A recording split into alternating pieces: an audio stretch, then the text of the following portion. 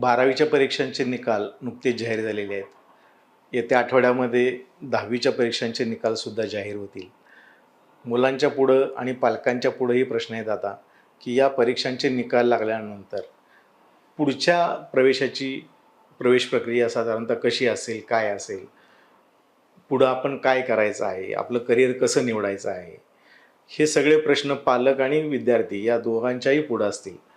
तर या संदर्भात आपल्यासोबत चर्चा करण्यासाठी आज आपल्या स्टुडिओमध्ये हजर आहेत शिक्षक समुपदेशक मुरलीधर मोरे सर. सर नमस्कार. मुंबई आउटलुकमध्ये आपलं स्वागत आहे. तर आता 12वीचा निकाल लागलेला आहे. तर या निकालानंतर पुढं ग्रॅज्युएशन लेवलसाठी मुलांची प्रवेश प्रक्रिया साधारणतः कशा स्वरूपाची असेल? सायन्ससाठी, आर्ट्स आणि कॉमर्ससाठी? सर्व 12वीच्या उत्तीर्ण विद्यार्थ्यांचं अभिनंदन. आत्ताच्या या 12वीचा निकाल जो लागलेला आहे तो जवळपास 90% पुढे लागलेला आहे. 14.25 लाख विद्यार्थी प्रविष्ट झाले होते आणि 13.25 लाख विद्यार्थी पास झालेले आहेत. आणि या पास झालेले विद्यार्थी आता वेगवेगळ्या क्षेत्रामध्ये जातील. म्हणजेच काय, आता कॉलेजचं युनिव्हर्सिटीचं ऑनलाईन प्रक्रिया सुरू होईल. त्यानंतर आता ज्यांनी PCM जे दिलेले आहे, म्हणजे JEEचा निकालाच्या आधारित निकाल होतील, हे लागतील निवड प्रक्रिया. नंतर नीटची परीक्षा झाल्यानंतर तर जवळपास असा जो जर विचार केला तर ह्या वर्षी म्हणजे 2024ला JEEची जी परीक्षा इंजिनिअरिंगची आहे अभियंता, ती 12,25,529 विद्यार्थी परीक्षेला बसले. आणि त्यापैकी जागा ज्या आहेत त्या आश्चर्यचकित आहेत की 10,575 जागा IITच्या आहेत. आणि देशामध्ये ज्या 31 NIT आहेत त्याच्या जवळजवळ 24,000 जागा आहेत. म्हणजे 12 लाख विद्यार्थी परीक्षेला बसतात. आणि त्याच्यातल्या जागा जर लक्षात घेते की ती स्पर्धा आहे. आणि स्पर्धा जी आहे त्या स्पर्धा मग शेवटी महाराष्ट्रातल्या काही किंवा विभागीय राज्यांच्या इंजिनिअरिंग कॉलेजमध्ये ते प्रवेश वगैरे, पण सगळ्यांचाच त्या ठिकाणी प्रवेश होईल हे लक्षात येत नाही. आणि मग तो निर्णय चुकतो. आणि मग त्यानंतर सुद्धा आता NETचे म्हणजे नीटची जी परीक्षा आहे त्या नीटच्या परीक्षेमध्ये 25 लाख विद्यार्थी परीक्षेला बसलेत यावर्षी. आणि जागा आहेत मात्र 2 लाख जागा. मेडिकलच्या असतील, पॅरामेडिकलच्या असतील. मग एवढी जी तफावत, एवढी स्पर्धा या विद्यार्थ्यांची या निकालानंतर लागलेली आहे. आता माझा प्रश्न याच्या पुढचा असाच होता की आपण मुलांना बऱ्याचदा पालक आपल्या इच्छा आकांक्षा मुलांच्यावर लादत असतात आणि मुलांचंही आपण काय करायचं आहे नेमकं, पुढं करिअर आपलं कसं असायला पाहिजे, काय असायला पाहिजे याविषयी मुलांच्याही दिशा स्पष्ट नसतात. आणि ते वयी नसतं, 10वी-12वीच्या मुलांचं तेवढं वयी नसतं की आपल्याला पुढं काय करायचं आहे. आणि खरं तर त्यांना पालकांनी आणि त्यांना शाळा महाविद्यालयांमधून थोडंफार या संदर्भातलं मार्गदर्शन होणं अपेक्षित असतं. पण ते मार्गदर्शन प्रत्येक विद्यार्थ्याला देणं त्या संस्थांनाही शक्य नाही की या विद्यार्थ्याला काय पाहिजे. तर या संदर्भात पालकांनी नेमकं काय त्याच्या संदर्भातली एक प्रिकॉशन घ्यायला पाहिजे किंवा त्यांनी काय नेमकं केलं पाहिजे की तुमच्या मुलाच्या करिअरची दिशा तुम्हाला ठरवता येईल? हल्ली स्पर्धेचं युग झालं आहे आणि आपला मुलगा डॉक्टर आणि इंजिनियर झाला पाहिजे. तर पण तो मुलगा, त्या मुलाच्या क्षमता काय आहेत त्या ओळखल्या गेल्या. पहिला मुद्दा म्हणजे असा आहे की त्याची आवड काय आहे. तर अनेक प्रसंग काय होतात, मित्रांच्या, आईवडिलांच्या, म्हणजे ते सगळं ओझं जे आहे ते खांद्यावर घेऊन तो विद्यार्थी जात असतो, पण त्याला खरोखर ते आवडत नसतं. तर आवड ही फार महत्त्वाची. आणि त्याची बौद्धिक क्षमता, त्याची शारीरिक क्षमता, आर्थिक क्षमता आणि परिसरातलं जे वातावरण आहे ते अनुषंगानं मला तर असं वाटतं की हा निर्णय घेत असताना त्याची अभिज्ञता तपासून घेणं गरजेचं आहे. तर महाराष्ट्रामध्ये मुंबईच्या प्रादेशिक विद्या प्राधिकरण ह्या कार्यालयामध्ये पूर्वीचं व्यवसाय मार्गदर्शन निवड संस्था मुंबई इथे अभिज्ञता चाचणी घेतली जाते. मुलांमध्ये काय क्षमता आहेत त्या क्षमता तपासून घेण्यासाठी ती चाचण्यानंतर मानसशास्त्रीय कसोट्यांचं आयोजन त्या ठिकाणी केलं जातं. आणि त्यातून विद्यार्थ्याचा 10वी आणि 12वीनंतर पुढे काय हा कल पालकांच्या समवेत चर्चा करून घेतला स्पष्ट होतो. हे जे समुपदेशन आपण म्हणतो की कल चाचणी, थोडक्यात ही कल चाचणी जी आहे या कल चाचणीची शास्त्रीय पद्धतीनं मांडणी म्हणजे कितपत त्या विद्यार्थ्याला करिअर निवडताना उपयुक्त ठरते? ही जी काही अभियोग्यता चाचणी आहे ही व्यवसाय मार्गदर्शन निवड संस्था, आता नवीन नाव बदललं आहे, प्रादेशिक निवड संस्था. तर या डॉक्टर नाफडेंनी 1950ला ही मानसशास्त्री, भारताच्या वातावरणामध्ये ही मानसशास्त्री कसोटी तयार केली आणि 9वी आणि 10वी आणि 12वी सायन्सच्या विद्यार्थ्यांना ती कसोटी दिली जाते आणि त्याचं भारतीय वातावरणामधला मुलांची बौद्धिक म्हणजे NVTIच्या माध्यमातून, नंतर GATBचं मुलांच्या पूर्ण आकलन क्षमता, त्याच्या सगळ्या क्षमता ज्या आहेत, गणित क्षमता असेल, तार्किक क्षमता असेल, हे सगळं पाहून त्याचं समायोजन काय आहे, समाजाच्या आणि घरातल्या आणि आरोग्याच्या दृष्टीने शारीरिक क्षमता काय, ही सगळ्या ओळखून त्या मानसशास्त्रीय कसोट्यातून मुलांचं समुपदेशन त्या ठिकाणी केलं जातं आणि ती अभियोग्यता निश्चितच त्याच्या निर्णयाला एक बाधक ठरू शकते. मध्यंतरी चेतन भगत यांच्या पुस्तकावर एक आमिर खानचा चित्रपट आला होता, 3 इडियट्स. म्हणजे साधारणतः तीच आता तुम्ही जे सांगितलं की पालकांच्या इच्छा आकांक्षा आपण मुलांच्यावर लागतो आणि त्याचे परिणाम नेमके काय होतात हे अतिशय मार्मिक पद्धतीनं त्या चित्रपटामध्ये मांडलेलं होतं. म्हणजे मुलांना जे आवड आहे त्यांची किंवा त्यांच्या ज्या क्षमता आहेत त्या क्षमतानुसारच आपण करिअर निवडावा असं एक पालकांना साधारणतः सरांनी याच्यातून संदेश दिलेला आहे. हा 10वीचा टप्पा हा फार महत्त्वाचा आहे. तर 10वीचा टप्पाचा निकाल रिझल्ट जे आहेत आता ह्या अलीकडे 2 दिवसानंतर 27 मेला डिक्लेअर केलेले शासनानं ते निकाल जाहीर होतीलच. पण मी मगाशी सांगितल्याप्रमाणे 10वी नंतर पुढे काय ह्या पालकांच्या अपेक्षा न लागता त्या मुलाच्या शैक्षणिक गुणवत्तेवर करावं. अलीकडे काय झालं आहे, आता SSC बोर्डाचा निकाल लागतोय, तर खऱ्या अर्थानं तुम्ही जर बघितलं मार्कशीट तर त्याच्यामध्ये बेस्ट ऑफ 5 नावाचा प्रकार आहे. जे 6 विषय असतात आणि ज्या 5 विषयामध्ये जास्त मार्क मिळतात त्याची टक्केवारी काढली जाते आणि तो एक जो विषय असतो तोच खऱ्या अर्थानं मुलं म्हणतात की मला सायन्सला जायचं वगैरे असं कदाचित, पण त्या विषयाची आवड कमी असेल, अभ्यास कमी असेल आणि ते मार्क कमी पडतात आणि तोच विद्यार्थी सांगतो की चांगले गुण मिळाले तर मला सायन्सला जायचं. ते न बघता की ते एकूण 10 वर्षाच्या कालखंडामधील त्याचा आवड काय, कोणता विषय त्याला आवडतो आणि म्हणून त्या आवडीच्या विषयानुसार म्हणजे कला असेल, वाणिज्य असेल, विज्ञान असेल, नंतर तुमचं तंत्रनिकेतन असेल, पॉलिटेक्निक नसेल, नंतर मग काही विद्यार्थ्यांना काही वेगळेच अनुभव असतात हे मिळतात. मग ITI सारखे सुद्धा पर्याय कमी मार्गांसाठी उपलब्ध आहेत. म्हणजे थोडक्यात ही कल चाचणी 10वीच्या आधीच करणं अपेक्षित आहे असं तुम्हाला वाटतंय? 10वीच्या परीक्षेच्या आधी करणं गरजेचं आहे.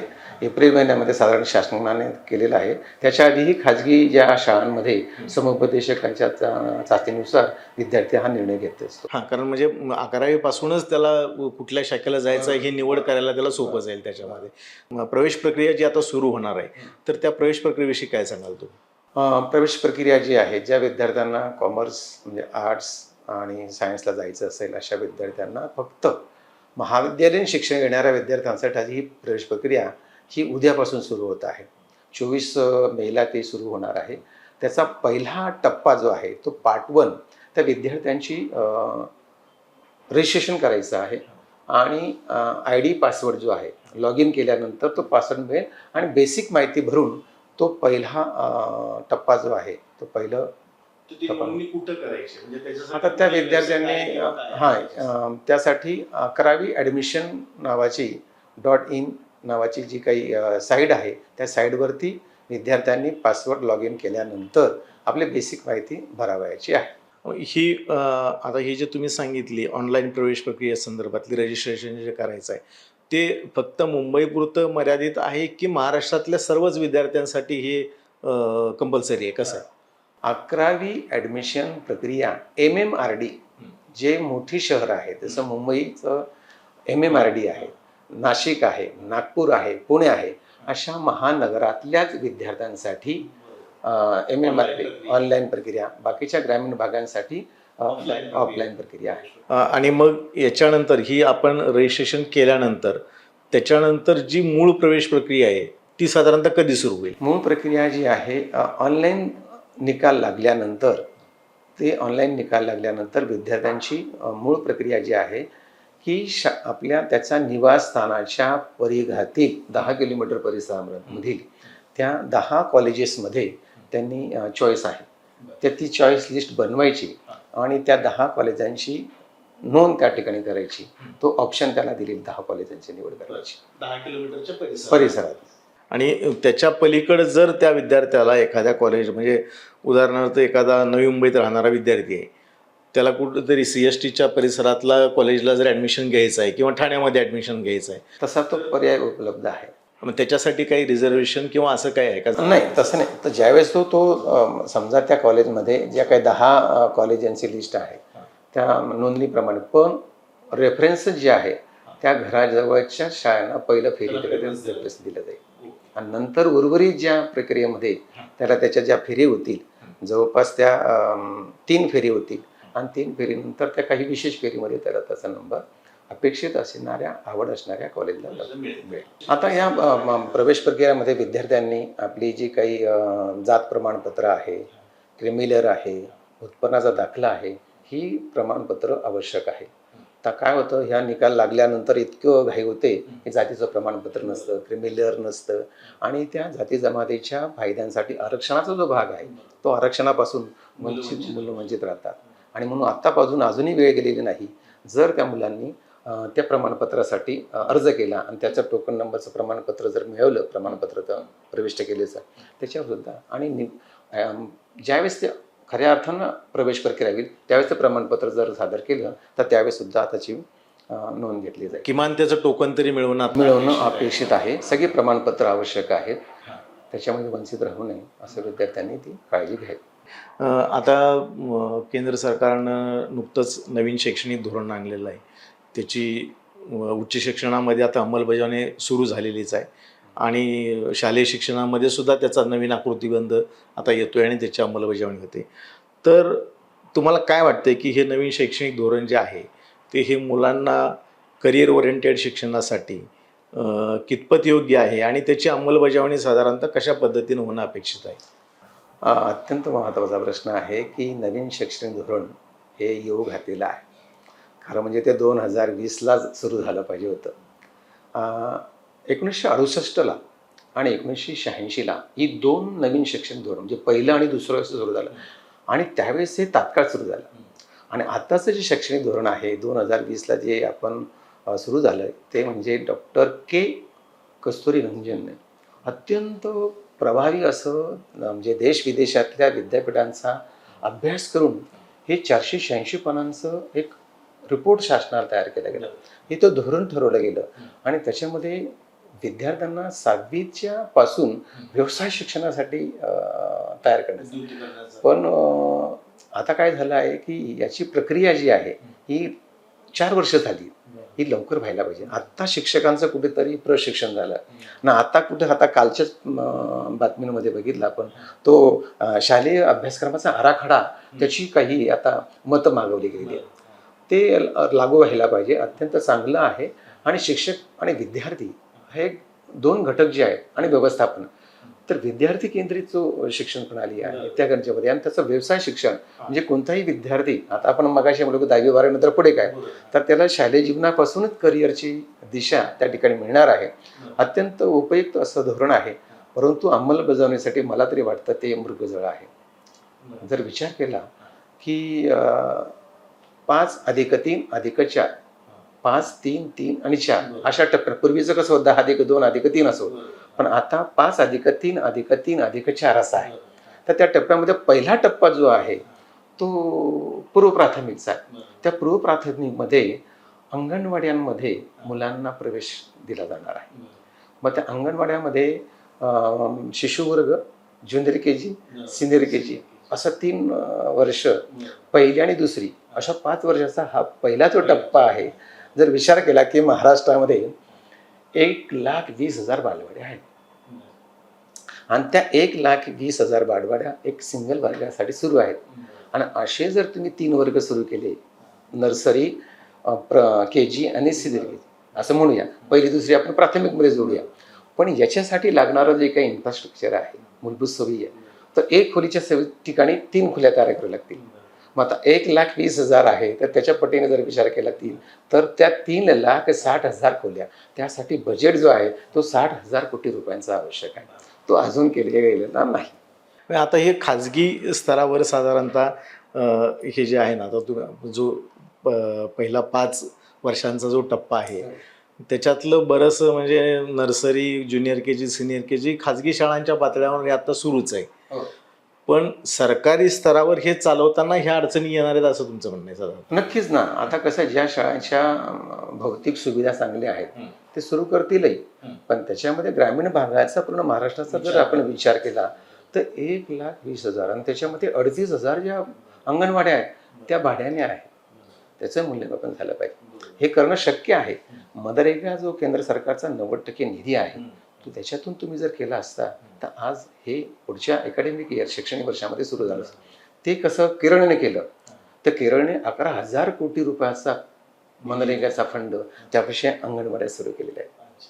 तेलंगणामध्ये 9,000 कोटी रुपयाचं भौतिक सुविधांसाठी त्यांनी केलेलं आहे. पण मला सांगायला असं विरोधाभास असा होईल की कर्नाटक सारख्या राज्याने नवीन पॉलिसीचं धोरण स्वीकारलेलं नाही आणि प्रगत अशा महाराष्ट्राने ज्याची परिस्थिती चांगली आहे त्याने अजून अशा पद्धतीचा निर्णय घेतलेला नाही. ती राजकीय इच्छाशक्ती म्हणावी लागली असं मला तो एक भाग आहे. महाराष्ट्रानं स्वीकारला नाही, पण याच्या मागं मग हे जे तुम्ही आता सांगितलं बेसिक इन्फ्रास्ट्रक्चर असणं गरजेचं आहे, ते कदाचित नाही आहे का कुठं? म्हणजे त्याच्यात आपण कमी पडतोय का? कमी पडतो. म्हणजे कसं आहे की आता अंगणवाड्यांना अधिक त्या ठिकाणी जर तुम्ही बघितलं तर ते एक अंगणवाडीमध्ये सगळे धान्याचे पोते वगैरे आहे, तिथेच मुलं बसतात, तिथेच ती खिचडी वगैरे जे शिजवली जाते. याच्यासाठी सांगतो की त्या मूलभूत सुविधा त्या आहेत त्या केल्या गेल्या पाहिजे. जो या नवीन शिक्षण धोरणामध्ये म्हटलं आहे ना की शिशु वर्ग, के जीचा पहिला वर्ग, दुसरा वर्ग शिशुचा, हे सगळं करण्यासाठी ग्रामीण भागातला हा लेखाजोखा आपण मांडला तर त्याच्यावर घ्यायला पाहिजे, विचार केला गेला पाहिजे. ग्रामीण भागाचा विचार न करता थोडक्यात हे धोरण हे झालेलं आहे. पण तिथून पुढचा उच्च शिक्षणासाठी हे कितपत वरच्या आता उच्च शिक्षणाचा करिक्युलम तयार करण्याचं काम आणि त्या खाजगी विद्यापीठाचं UGCचं धोरण चांगलं असल्यामुळे काही विद्यापीठांमध्ये, काही डीम किंवा काही महाविद्यालयामध्ये हे सुरू व्हायला काय हरकत नाही, कधीची तयारी ती सुरू आहे. आता आपण 12वी नंतर जास्तीत जास्त करिअरच्या दृष्टीने विचार करतो 10वीपेक्षाही. तर 12वीला साधारणतः एक पालकांचा आणि विद्यार्थ्यांचा समज असा आहे की इंजिनिअरिंग, त्याच्यानंतर मेडिकल असेल, हे सायन्सच्या विद्यार्थ्यांसाठी झालं.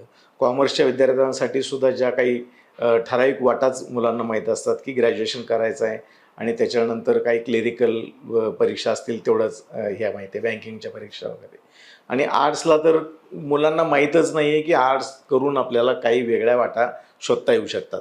तर असे काही जे हे पठडीच्या बाहेरचे काही करिअरच्या वाटा आहेत त्या संदर्भात तुम्ही काय सांगू शकाल?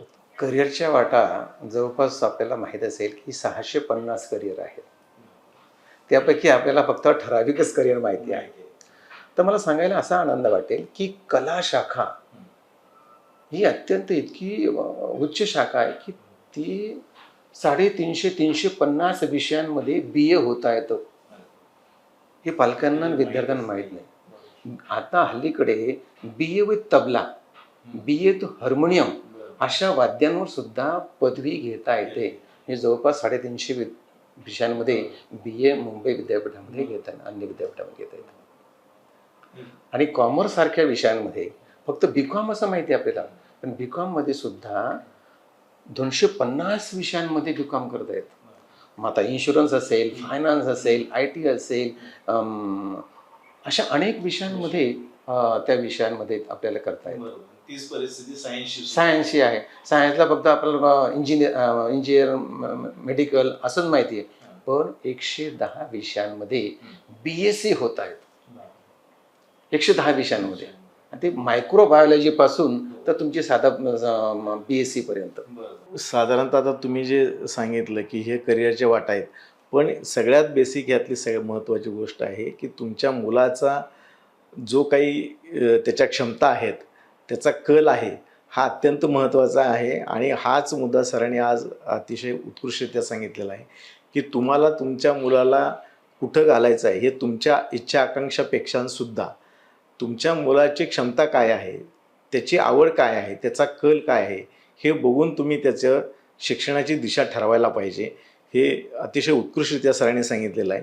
आणि आज सर आपल्या स्टुडिओमध्ये आले, त्यांनी ही सर्व माहिती दिली, त्याबद्दल सरांचे धन्यवाद.